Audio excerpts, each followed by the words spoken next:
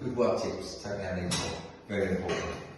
We've got a supporting wall either side. One's to take out the dust, but that is to support the joists. We can take this out, we can put a flitch through. Thing to think about is wires, how are they going to get run through? Is there any way of getting around before we go ahead?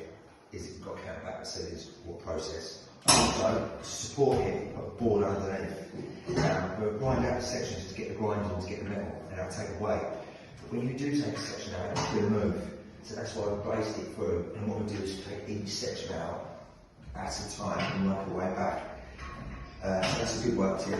Also, when we're down at the bottom, we're going to have a wall run through here, section it off and take this wall down. Little things to think about is the flooring coming up? In this case, yes. So we'll make sure we'll run our rip down first, then put a wall with an expansion joint, and then put foam to hold it tight. That way there's no difficulties there. Also, you can easily get caught out putting that wall in and have to mould it all out for a later date if someone else is going to do the floor. So just little things to think about, to think ahead. Good work tips.